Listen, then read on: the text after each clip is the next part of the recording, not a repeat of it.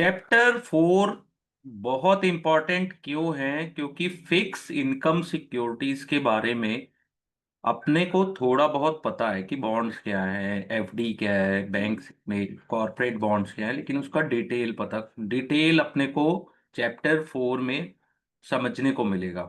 ठीक है। अगर आप चैप्टर 4 को अच्छे से समझते हो, देखो इक्विटी पार्ट तो बहुत कुछ अपने को पता रहता है और एनी हाउ अपन कुछ तो सॉल्व कर सकते हैं, लेकिन यहाँ ये बॉन्ड्स क्या है कि अपन ना बॉन्ड्स के मार्केट में किसी ने डील किया है, ठीक है, और दूसरा ना ट्रेड करते हैं अपन। तो इसमें क्या है, थोड़े से इसको थोड़ा डिटेल में पढ़ना है अपने को, ठीक है।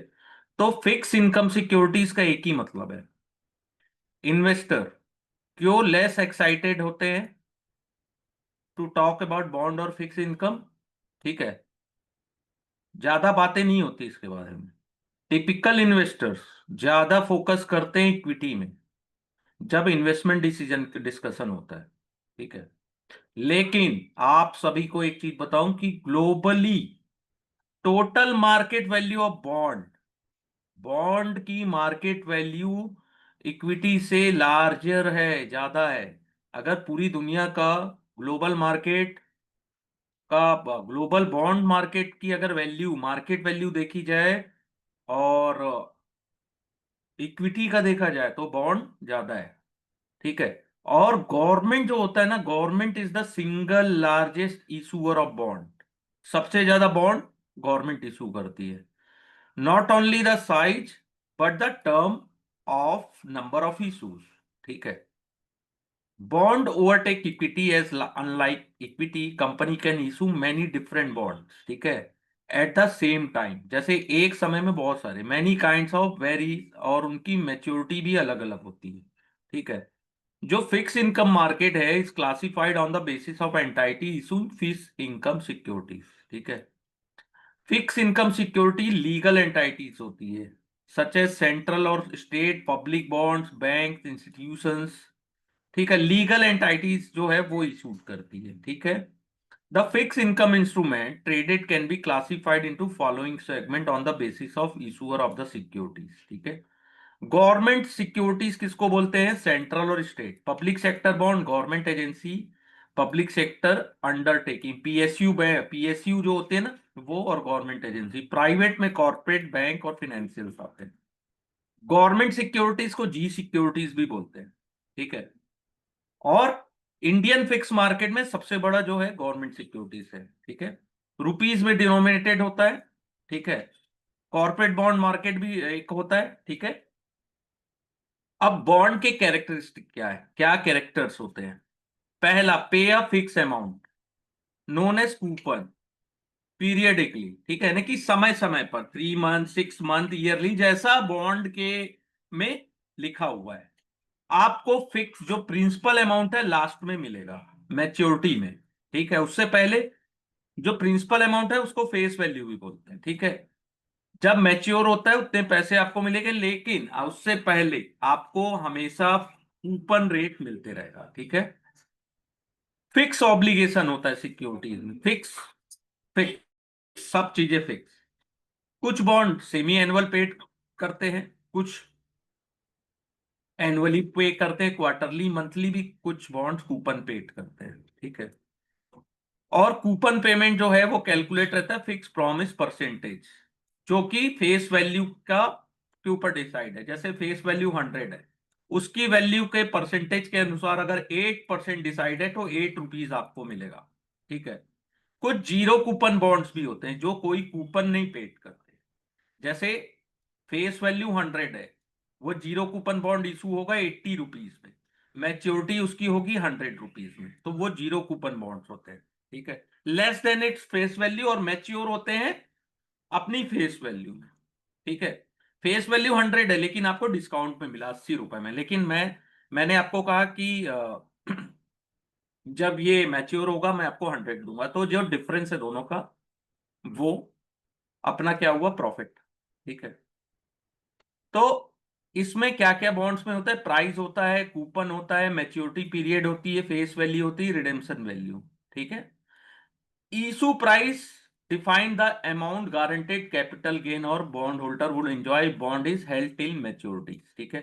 The coupon of bond indicate regular income या coupon income that the bondholder will receive over the life of the bond.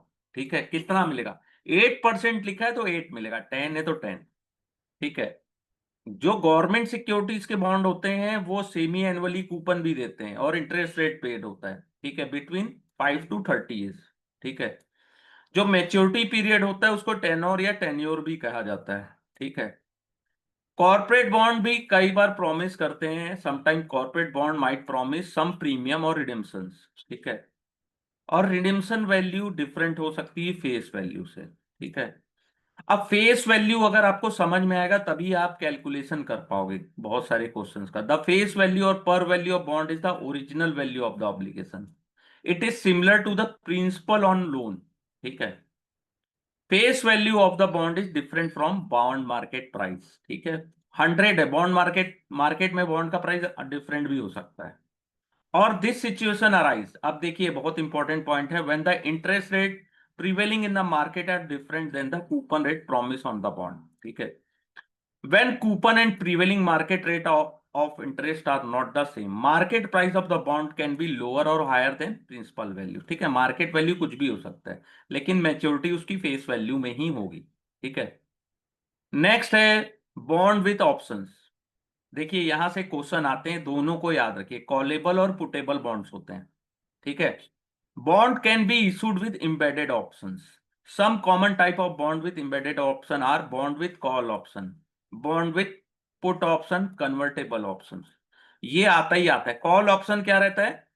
Callable bond give the issuer the right to redeem all or part of outstanding bond before the maturity date. ठीक है. Callable bond में issuer को advantage होता है, वो जब चाहे investor से पैसे यानी कि वापस ले सकता है बॉन्ड्स को. ठीक है. लेकिन इन्वेस्टर को क्या होता है यहाँ पे? रिस्क होता है reinvestment risk. Then non callable bond, आपने कॉलेबल बॉन्ड ले लिया, इशूअर ने क्या किया? वापस ले लिया. ठीक है. आपको पैसे दे दिए उतने के और प्रिंसिपल अमाउंट दे दिया, मैच्योरिटी हो गई कॉलेबल बॉन्ड. ठीक है. तो इशूअर को फायदा होता है. ठीक है. The issuer will call the bond before it's maturity. ठीक है. लेकिन कब? जब इंटरेस्ट रेट फॉल होता है मार्केट में तब. ठीक है. उसको कम ब्याज में मार्केट में पैसा मिल जा रहा है. The investor will receive the face value of the bond before it's maturity. ठीक है. तो आपके साथ नुकसान क्या होगा? आपको पैसे मिल गया लेकिन अब आप कहीं और इन्वेस्टमेंट करेंगे तो हो सकता है इंटरेस्ट रेट आपको कम मिले. तो इसे क्या बोलते हैं? री इन्वेस्टमेंट रिस्क आ जाता है इसमें, ये याद रखिएगा. फिर पुटेबल बॉन्ड होता है जिसमें बॉन्ड होल्डर जब चाहे सेल कर सकते हैं. ठीक है. प्री स्पेसिफाइड सेलिंग कर सकते हैं. ठीक है. जस्ट अपोजिट कॉलेबल बॉन्ड का. फिर कन्वर्टेबल बॉन्ड्स क्या होते हैं? वो या तो कॉमन शेयर्स में चेंज हो जाते हैं. ठीक है. और आपके पास उसमें राइट रहता है कि आप चाहो तो शेयर्स में चेंज कर लो, नहीं है तो नहीं भी कर सकते हैं, लेकिन वो डिपेंड करता है कि आपने बॉन्ड कौन सा लिया है और उसके फीचर्स क्या है. ठीक है.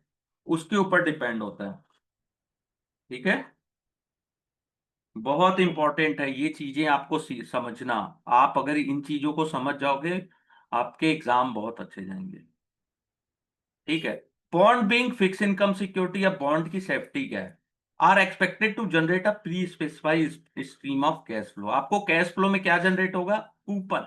आपको पता है कि 8% जो कैश फ्लो आएगा 8% के रेट से आएगा. Previous discussion. ठीक है. Investing in bond and the price of bond all depended on fundamental assumption. ठीक है. Bonds are literally default risk free. ठीक है. डिफॉल्ट रिस्क फ्री होता है लेकिन ऐसा नहीं है डिफॉल्ट होता भी है. बहुत से बॉन्ड डिफॉल्ट होते हैं. गवर्नमेंट बॉन्ड कभी डिफॉल्ट नहीं होते. ठीक है. तो उसे क्या बोलते हैं? डिफॉल्ट होना. आपको क्या हो रहा है कि प्रॉब्लम क्या हो रही है कि आपको रेट ऑफ इंटरेस्ट भी नहीं मिल रहा है, कूपन भी नहीं मिल रहा है, आपको प्रिंसिपल अमाउंट भी नहीं मिल रहा है. चाहे तो कंपनी जानबूझ के कर रही है, या तो उनको प्रॉफिट नहीं हो रहा है, या तो खुद कंपनी वाइंड अप हो चुकी है, तो क्रेडिट रिस्क होता है वो. ठीक है. Default credit risk. ठीक है. तो आपको पैसे ही नहीं मिले. ठीक है. तो most important document to understand the safety aspect of bond is indentures. It is the legal agreement. The firm issuing the bond and the bondholder providing the specific term of bond agreement. आप कभी yes bank के 80 Google करिएगा, yes bank का जो 81 bond था, जब yes bank को परेशानी में चल रहा था 2020 में, उस समय आप उसको देखिएगा जाके। ठीक है। All feature of bond, par value, coupon rate, maturity, periodicity of coupon payment, collateral of for the bond, seniority of payment, option if any, जैसे callable, puttable, will be set forth in the indentures. Indentures also provide, ठीक है, information on कोविनेंट्स। ठीक है। ये क्या होता है, clause होता है, right of the bond holders. ठीक है। Restriction of bond issuers. ठीक है। दो टाइप के होते हैं, एक पॉजिटिव होता है, एक निगेटिव होता है। पॉजिटिव और action which issuer required to do. Negative क्या होता है, the issuer are prohibit from doing. ठीक है। ये दो चीजें हैं, इसको भी याद से देखिएगा। ठीक है। Company issue different kind of bond, बहुत सारे डिफरेंट काइंड्स के होते हैं, जैसे zero zero coupon bond, corporate bonds. ठीक है। कुछ सिक्योर होते हैं अगेंस्ट सम स्पेसिफाइड प्रॉपर्टी।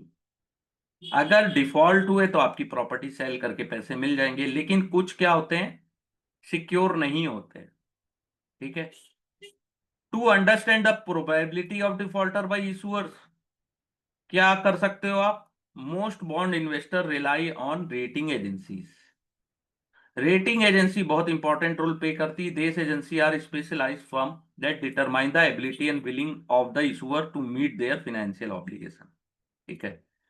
तो रेटिंग एजेंसी, आपको पता है कि बॉन्ड्स को रेटिंग जो मिलती है उसके अकॉर्डिंग भी बहुत से लोग इन्वेस्टमेंट करते हैं।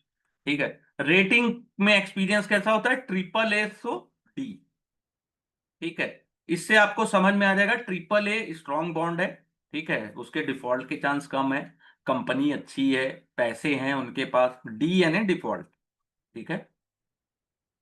तो credit credit rating and symbol and definition, इसको देखना जरूरी है। ट्रिपल ए का मतलब है highest degree of safety, double A का high degree, A adequate degree, triple B moderate, double B moderate risk. ठीक है। B high risk of default, C very high risk, D means totally default. ठीक है। इसको देखिएगा, इसमें से बहुत बार क्वेश्चंस आ जाते हैं। ठीक है। Credit rating symbol and definition for short term debentures, तो सेम ऐसी है, A1 A2 A3 A4 और डी। ठीक है। वैल्यूएशंस कैसे करते हैं बॉन्ड्स की, ठीक है, वैल्यूएशंस कैसे होती है क्योंकि बॉन्ड जो है फिक्स सिक्योरिटी है। ठीक है। उसमें जो कैश फ्लो जनरेट होता है प्री स्पेसिफाइड होता है। Their value can be estimated adopting the discounting cash flow approach. The discounting cash flow approach use the require rate of return of investor and discount all future cash flow receive from a bond to arrive at intrinsic value of bond at particular point, motivate to arrive the value to compare its intrinsic value with ongoing market price. तो intrinsic value of a bond क्या है, ठीक है, intrinsic value of bond is the sum present value of all future cash flow of bond discounted at required rate of return. ठीक है। जिसे अपन price से भी डिटरमाइन करते हैं। ठीक है। एक्सेल सीट में अपन प्राइस का फंक्शन यूज करते हैं। ठीक है। Intrinsic value of some bond is use example है, वो कुछ एग्जांपल यहां दिए हैं, इसको देखते हैं अपन। ठीक है। अब क्या है देखो, सेटलमेंट 2022, मैच्योरिटी 2027, रेट आपको मिल रहा है 12, यील्ड कितनी 15, रिडेम्पशन आपका हो रहा है फेस वैल्यू 100 है, फ्रीक्वेंसी साल में एक बार है। ठीक है। 2 for half year, 4 for quarterly, basis है 0। ठीक है। अब प्राइस का निकालना है, तो एमएस एक्सेल में जाओ, प्राइस, सेटलमेंट, मैच्योरिटी, रेट आप डालोगे तो तुरंत उसकी वैल्यू आ जाती। बॉन्ड यील्ड में मेजर क्या करते हैं, बहुत easy, coupon payment made by the issuer, capital gain when the bond is sailed. ठीक है। ठीक है। बॉन्ड होल्डर जब पैसे रिसीव करता है तो कैपिटल गेन लगता है कि नहीं लगता, उस पर उसके टाइमिंग के अनुसार डिपेंड कर रहा है। Income from free investment of the interest payment. ठीक है। That is interest on interest, जैसे अपने को 8 रुपीज रिटर्न जनरेट हुआ है, ठीक है, इंटरेस्ट मिला उसको, 8 रुपीज को वापस अपन ने री इन्वेस्टमेंट कर दिया, ठीक है, उसकी बात हो रही है यहाँ पे। यील्ड टू मैच्योरिटी, ये क्या है, ये बहुत इंपॉर्टेंट टर्म है, YTM, बहुत इजी है। यील्ड टू मैच्योरिटी का मतलब है कि which discount the future cash flow from a bond, make them sum of the present value of such cash flow equal to the current market price of the bond.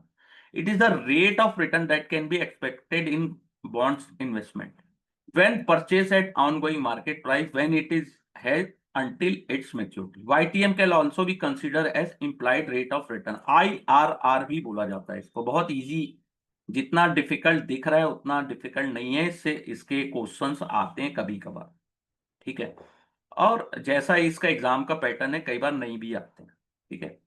तो MS Excel में YTM में आप जाओगे तो yield to maturity, यानी कि आपको कितने मिलने वाले हैं पैसे, ठीक है। जैसे यहाँ पे देखो रेट है 12, प्राइस आपका बॉन्ड का चल रहा है 97, रिडेम्पशन होगा 100 में, तो इसके अकॉर्डिंग आपको सभी चीजें पता है, आप यील्ड निकाल सकते हो, ठीक है। अब देखो ये जो है यहां से क्वेश्चन आता है डे काउंट कन्वेंशंस, ठीक है। अब देखो इंडियन मार्केट फॉर बॉन्ड कैसे होता है, 30/360, ठीक है। महीना 28 का हो, 31 का हो, 30 का हो, 30/360 चलता है, ठीक है। मनी मार्केट में क्या चलता है, एक्चुअल डिवाइडेड बाई 365, ठीक है। यहाँ 360 था, यहाँ 365 है, ठीक है, नंबर ऑफ डे क्योंकि 365 है, ठीक है। जो ट्रेजरी बिल है, मनी मार्केट इंस्ट्रूमेंट्स हैं, उसमें एक्चुअल बाई 365 चलेगा, ये क्वेश्चन आता है हर बार, ठीक है। कुछ कंट्रीज में एक्चुअल बाई 360 चलता है, एक्चुअल बाई एक्चुअल चलता है, 30/एक्चुअल चलता है, ठीक है। ये आपको याद रखना है, ये जो बॉक्स है, ठीक है। डे कैसे काउंट होना है, 30 डेज है, अगर फरवरी में 28 डेज है, 28 डेज, तो वो 30 काउंट करेगा, 31 डेज है तब भी 30 काउंट होगा, ठीक है।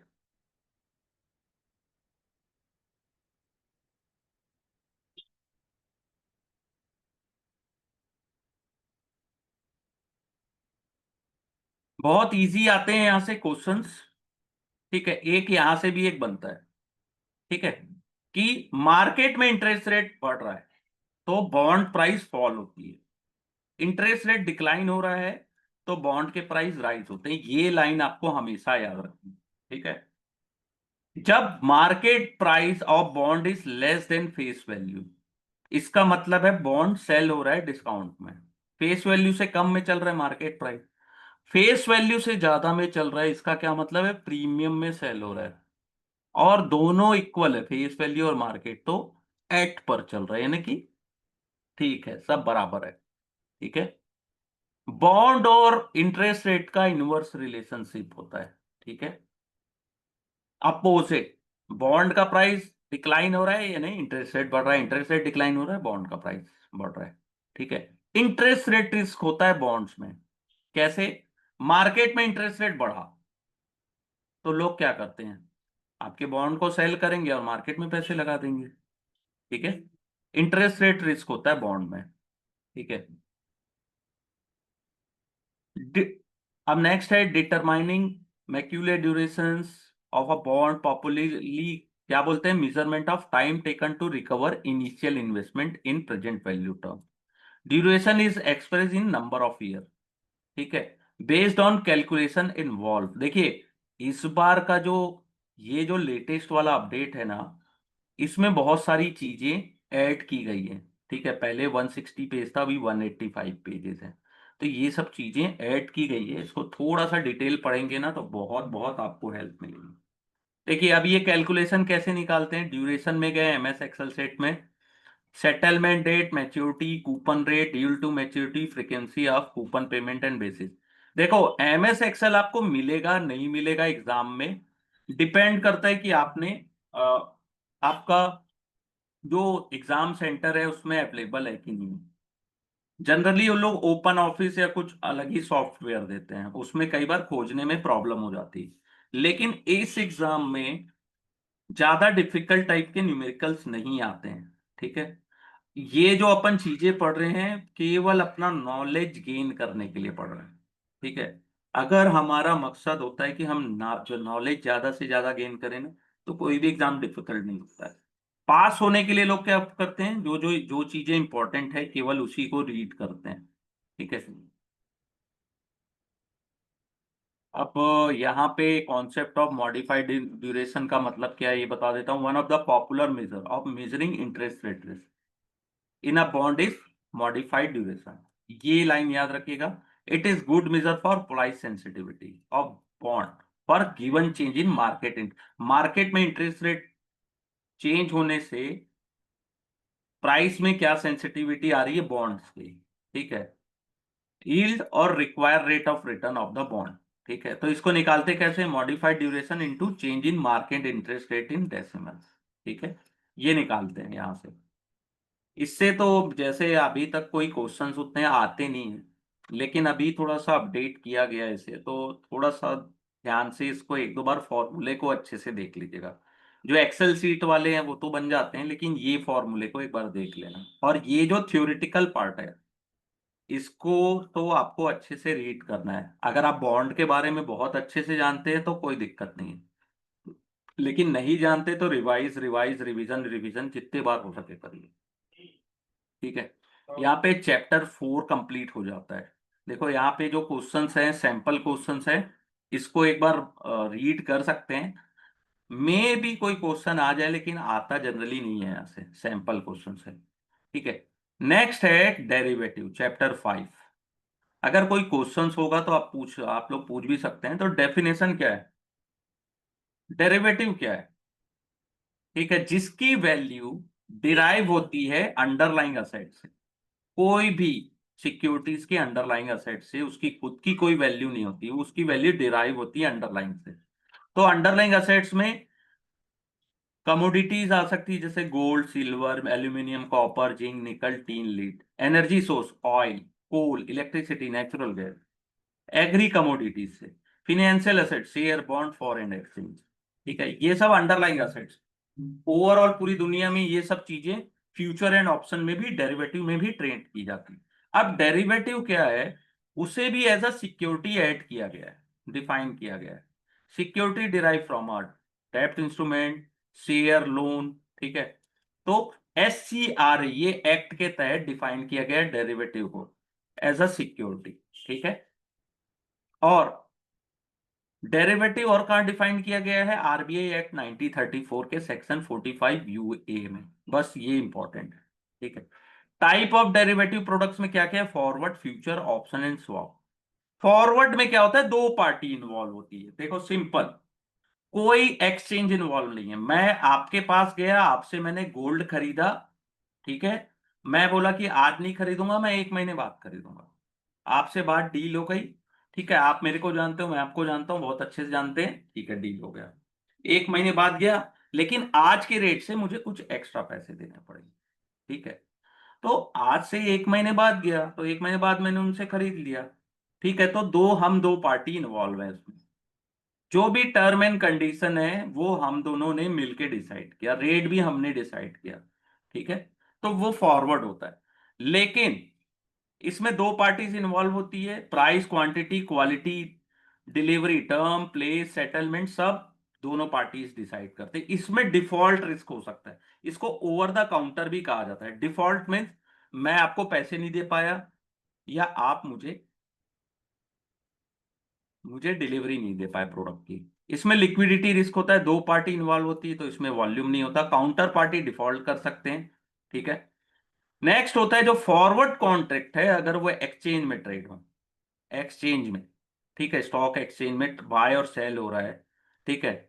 लेकिन वो स्टैंडर्ड का एग्रीमेंट होता है, ऐसा नहीं कोई भी क्वांटिटी आप कभी भी सेल बाय कर सकते हो, ठीक है। कमोडिटी फिनेंशियल असेट जो मार्केट में एक्सचेंज में ट्रेड हो रहे हैं वो फ्यूचर कहलाते हैं।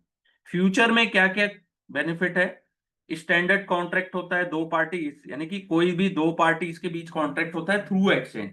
उसमें ट्रेडिंग प्लेटफॉर्म होता है centralize. Free interaction of buyer and seller. Margin दोनों पार्टीज के द्वारा दिया जाता है। क्वालिटी एंड क्वांटिटी जो होती है ना वो स्टैंडर्ड की होती है, ठीक है। नेक्स्ट होता है ऑप्शन। ये कॉन्ट्रैक्ट होता है, आप कभी भी ऑप्शन बाय करते हो तो एज अ बायर आपको राइट मिलता है, ऑब्लिगेशन नहीं होता। कभी भी आप ऑप्शन सेल करते हो, सेलर होते हो, तो आपके पास ऑब्लिगेशन होता है। ठीक है, टू बाय और सेल अंडरलाइंग असेट्स। ठीक है, आप सेल करते हो तो आपको ऑब्लिगेशन होगा कि अगर बायर ने अपना राइट यूज किया तो आपको प्रोडक्ट डिलीवरी देनी या लेनी पड़े। ये होता है ऑप्शन। आपको राइट है, ऑब्लिगेशन नहीं है एज अ बायर। ठीक है, तो दो टाइप के होते हैं, जिस ऑप्शन बायर को होल्डर भी कहा जाता है, ऑप्शन सेलर को राइटर कहा जाता है। दो टाइप के ऑप्शन होते हैं, कॉल एंड पुट। जो ऑप्शन आपको बाय करने का राइट देता है अंडरलाइंग असेट, उसको कॉल ऑप्शन बोलते हैं। ठीक है, जो ऑप्शन बायर्स को सेल, अंडरलाइंग असेट को सेल करने का राइट देता है, उसे पुट ऑप्शन कहते हैं। ठीक है, बहुत इजी है, 5 नंबर के क्वेश्चन फ्री के हैं इसमें, अगर आप इन सभी प्रोडक्ट्स के बारे में जानते हो। ठीक है, स्वैप क्या होता है? कॉन्ट्रैक्ट होता है दो पार्टीज के बीच में, स्पेसिफिक एक्सचेंज, कैश फ्लो केवल एक्सचेंज होता है। ठीक है, कॉमन किसमें swaps? Interest rate and currency market में। ठीक है, आपको बस पे करना है fix rate to the swap dealer every quarter, और आपको रिसीव होगा T plus spread from swap dealer every quarter. ठीक है, बहुत इजी है, यहां से ये जो मैंने लाइन बताया यहां से क्वेश्चन आता है। ठीक है, बहुत इजी इजी क्वेश्चंस आते हैं। ठीक है, अब डेरिवेटिव मार्केट के स्ट्रक्चर्स क्या क्या है? देखो, बहुत simple simple, equity option, index option, equity index future, individual stock option, stock future, currency option, future on selected currency pairs, interest rate future, commodities future. कई बार आता है कि which is not, which is not, तो आपको पता होना चाहिए कि ये सब में ऑप्शन एंड फ्यूचर्स अवेलेबल है। ठीक है, फॉरवर्ड मार्केट किसके लिए बेस्ट होता है? Agriculture commodity and swap market for interest rate, available in OTC market, ये भी अवेलेबल है। ठीक है, OTC market means over the counter, जहां पे सेटलमेंट होगा दो काउंटर पार्टीज के बीच में, कोई एक्सचेंज का इन्वॉल्वमेंट नहीं है, कोई स्टैंडर्ड का कॉन्ट्रैक्ट नहीं है, लेकिन बहुत बार बड़े बड़े प्लेयर्स भी इसमें पार्टिसिपेट करते हैं, बड़े बड़े इंस्टीट्यूट भी पार्टिसिपेट करते हैं। ठीक है, ऐसा नहीं है कि ओटीसी बोल रहा हूं तो बहुत छोटा सा मार्केट है, वो बड़े मार्केट है ये। ठीक है, इसमें भी जो डील होती है ना, बड़ी डील्स होती है। ठीक है, ठीक है, बहुत इजी है। ऑफ फ्यूचर डेरिवेटिव आप जितने डिटेल में चाहें मेरे से पढ़ सकते हैं, लेकिन अगर आपको एग्जाम आने वाले 10 दिन के अंदर देना है तो थोड़ा सा फास्ट अपने को पढ़ना होगा। लेकिन मैं आप लोगों को वो चीजें डिटेल में पढ़ाऊंगा जिस चैप्टर, आने वाले जो चैप्टर है 6, 7, 8। ठीक है, डेरिवेटिव का पर्पस क्या है? Hedging, speculation means trading and arbitrage. ठीक है, वो आज लोगों से पूछो कि डेरिवेटिव का पर्पस क्या है, तो ट्रेडिंग, सुबह उठो इतने कमा लो, ऐसा नहीं होता। हेजिंग, बड़े बड़े जो इंस्टीट्यूट होते हैं जिनका लाखों करोड़ों रुपए, लेने करोड़ों रुपए का उनका तो पोर्टफोलियो होता है, अपने पोर्टफोलियो को प्रोटेक्ट करने के लिए एडवर्स प्राइस मूवमेंट से। ठीक है, तो इसलिए डेरिवेटिव का यूज होता है, रिस्क से बचाना है अपने। फ्यूचर में आने वाले 1 महीने में कुछ बड़ा न्यूज आने वाला है जिससे मार्केट गिर सकता है, तो वहां पे बचाना है। स्पेकुलेशन में ट्रेड कर रहे हैं, हमको लग रहा है कि मार्केट बढ़ सकता है, गिर सकता है, कोई इक्विटी स्टॉक्स है जो ऊपर नीचे हो सकता है। ठीक है, जिसके लिए अपन टेक्निकल फंडामेंटल और अपना लॉजिक यूज करते हैं, स्पेकुलेशन रहता है। ठीक है, मुझे लग रहा है ये स्टॉक 100 रुपए है, मुझे चार्ट में दिख रहा है, फंडामेंटली दिख रहा है, कुछ न्यूज आने वाली है कि वो 100 से 110 हो जाएगा, तो मैं ट्रेड कर रहा हूं। ठीक है, आर्बिट्राज क्या होता है? मिस मिस प्राइसिंग, एक मार्केट में सस्ता मिल रहा है, एक मार्केट में महंगा मिल रहा है, तो क्या करूंगा? मैं सस्ते वाले मार्केट से खरीदूंगा और महंगे वाले में सेल कर दूंगा, तो इसको रिस्कलेस प्रॉफिट बोलते हैं, आर्बिट्राज। लेकिन ये कॉमन हम लोगों नहीं कर सकते क्योंकि इसमें ट्रेडिंग कॉस्ट बहुत ज्यादा होता है। अब एक मार्केट में 100 में मिल रहा है, दूसरे में 102 में, तो मैं यहाँ 100 में बाय करके 102 में सेल करूंगा तो 2 रुपए का प्रॉफिट होगा। लेकिन वो 2 रुपए में ट्रांजेक्शन कॉस्ट, जीएसटी और बाकी के कॉस्ट को आप देखोगे तो प्रॉफिट नील होता है, लेकिन बहुत से लोग आर्बिट्राज भी यूज करते हैं। ओके, आर्बिट्राज यूज किया जाता है। ठीक है। यहाँ पे जो प्रॉफिट है इसमें जो हो रहा है, इसमें मैंने आपको बताया कि इसमें जो चार्जेस है, जो एक्स्ट्रा चार्जेस, वो नहीं बताया गया है। ठीक है। तो आर्बिट्राज मीन्स प्राइस किस एक मार्केट में सस्ता है, एक में महंगा है, यानी कि डिफरेंस है दोनों की जगह प्राइस का, उसको आर्बिट्राज बोलते हैं। ठीक है। प्राइस में गैप है। ठीक है। या मार्केट में अपन ने इंट्रिंसिक वैल्यू निकाली, तो इंट्रिंसिक वैल्यू फ्यूचर वैल्यू निकाली, फ्यूचर क्या प्राइस निकाला, उसमें दिख रहा है कि फ्यूचर प्राइस या कैश प्राइस में कुछ डिफरेंस है, तो आर्बिट्राज अपॉर्चुनिटी वहां पे होती है। ठीक है। कमोडिटी। ठीक है। Agriculture product, gold, crude oil, agriculture metals. देखे आप, अभी आपने देखा होगा कि गोल्ड एंड सिल्वर की पूरी शायद पूरी दुनिया में बात हो रही है अभी, कितना प्राइस उनका बढ़ रहा है। ठीक है। कमोडिटी प्राइस हमेशा supply demand dynamic, geopolitical risk, weather condition, economic trend, इसके ऊपर डिपेंड करता है।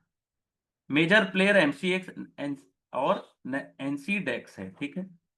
जो रेगुलेटेड है सेबी के द्वारा। ठीक है। करेंसी, अभी शायद बैन है अपने यहाँ अभी। जो इंपॉर्टेंट पेयर है वो यूएसडी आईएनआर है, यूरो यूएसडी है, जीबीपी आईएनआर है। ठीक है। सबसे बड़ा मार्केट है यूएस का। ठीक है। एनएससी, बीएससी, एमसीएक्स ये रेगुलेट करते हैं सेबी और, ठीक है, ये ट्रेड एक्सचेंज है, रेगुलेट करता है सेबी एंड आरबीआई। ठीक है। फॉरेन एक्सचेंज रिस्क से बचने के लिए बहुत से लोग आर्बिट्राज या हेजिंग का यूज करते हैं। आर्बिट्राज भी होता है, हेजिंग भी होता है, स्पेकुलेशंस भी होती है करेंसी ट्रेडिंग में। ठीक है। बहुत अच्छा मार्केट है ये। ओके। जीरो सम गेम होता है, एक का प्रॉफिट एक का लॉस। ठीक है। सेटलमेंट जो भी होता है आपका, जो इंडेक्स है, निफ्टी, बैंक निफ्टी, वो कैश में सेटल होते हैं। और जो इक्विटीज है, इक्विटी शेयर्स, वो डिलीवरी लेना या देना पड़ेगा आपको। ठीक है। शेयर्स आपको देने पड़ेंगे या लेने पड़ेंगे। ठीक है। मार्जिन, आपको मार्जिन पेड करना होता है जब भी आप ट्रेड कर रहे हो मार्केट में। ठीक है। तो आपको इनिशियल मार्जिन देनी पड़ती है एफएनओ में ट्रेड करने के लिए। ऑप्शन आप बाय करते हो तो आपको प्रीमियम पेड करना होता है, लेकिन सेल करते हो तो मार्जिन देनी होती है। ठीक है। अब देखो, सबसे इंपॉर्टेंट पॉइंट है investment in derivative in PMS. Portfolio manager are permitted to invest in derivative. ठीक है। Including transaction for purpose of hedging. Hedging means अपना पोर्टफोलियो बचाने के लिए, पोर्टफोलियो को रीबैलेंसिंग करने के लिए, through recognize stock exchange. Portfolio manager can invest in derivative on term of specify in PMS agreement. ठीक है। आप इन्वेस्टमेंट कर सकते हैं डेरिवेटिव में, लेकिन पीएमएस का जो एग्रीमेंट है उसके अकॉर्डिंग। ठीक है। उस एग्रीमेंट में detail pertaining to manner, term of uses of derivative product, including quantum of exposure to derivative. ठीक है। ये भी इंपॉर्टेंट है, कितने percentage of investment in other security in portfolio, ये बहुत है। टाइप ऑफ डेरिवेटिव कौन सा यूज कर रहे हो, पर्पस ऑफ यूजिंग डेरिवेटिव, क्यों कर रहे हो, कौन सा type of derivative position use कर रहे हो, एक्सपोजर क्या है, terming of value, liquidating derivative contract in event of liquidation of portfolio management. ठीक है। टोटल एक्सपोजर कितना है क्लाइंट का, डेरिवेटिव आपके क्लाइंट के पोर्टफोलियो से ज्यादा नहीं हो सकता उसका एक्सपोजर। ये बहुत इंपॉर्टेंट पॉइंट है ये। आप ये सोचो कि यहीं से क्वेश्चन आएंगे मैक्सिमम। ठीक है। Investment in derivative can be done in term of mutually agree between portfolio manager and client through portfolio manage agreement. दोनों के बीच एग्रीमेंट है कि भैया आप डेरिवेटिव में भी ट्रेड कर सकते हैं। In event of violation in term of agreement, portfolio manager shall be held responsible. ठीक है। आपको नेसेसरी डिस्क्लोजर भी देना है with the use of derivative, disclosure document भी देना है in according with portfolio manager regulation. ठीक है। पोर्टफोलियो मैनेजर परमिटेड है एक्सचेंज ट्रेडेड कमोडिटी डेरिवेटिव में on behalf of client, subject to regulatory stipulation and client consent. Client का consent होना चाहिए।